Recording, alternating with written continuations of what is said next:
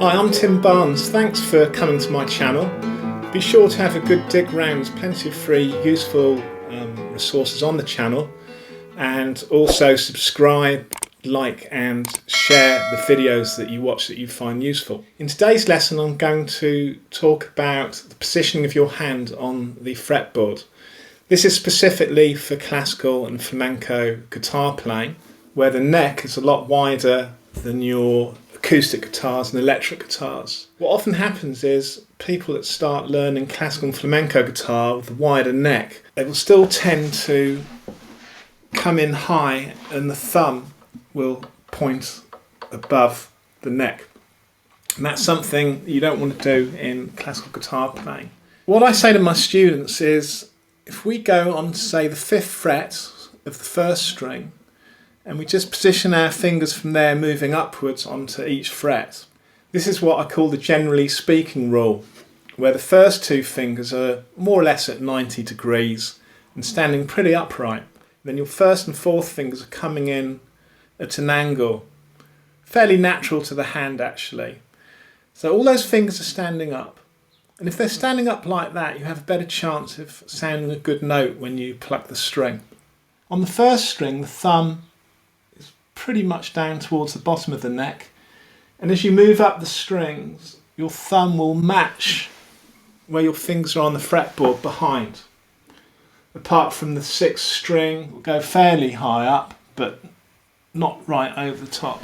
So if you start any guitar session with my generally speaking rule, around about the 5th fret, just stand the fingers up, then you can freeze frame your hand.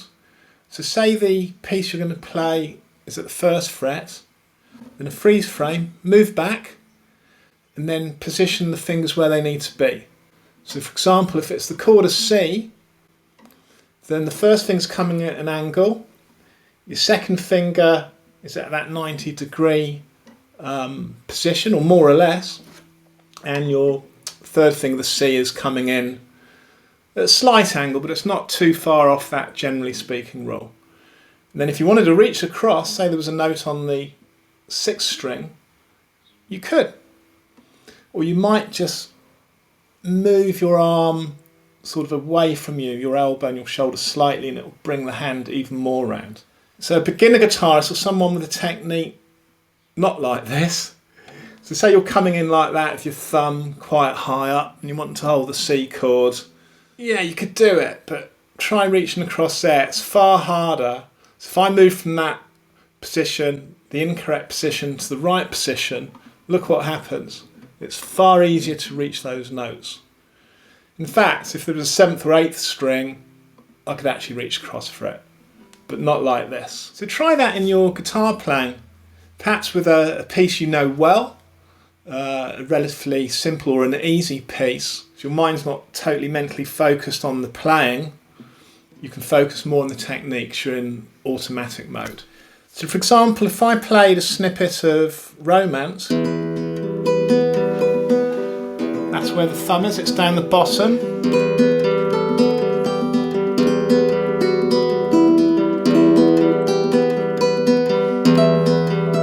Notice me readjust there. So I'm in that generally speaking rule. That concludes this input on positioning of the left hand. So remember, it's the generally speaking rule. Start at the 5th fret before you start your session.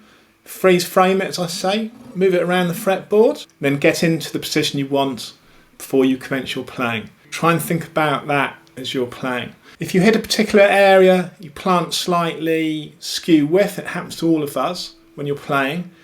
If you can, try and readjust as you're playing. If you can't, wait until you move to the next part of the piece and try and land in the generally speaking rule. I mean, don't get over hung up about it, but it's just good advice that will improve your technique. So give it a go. Hope you find it useful. Remember, have a dig around the channel, see what other resources are there for you to try.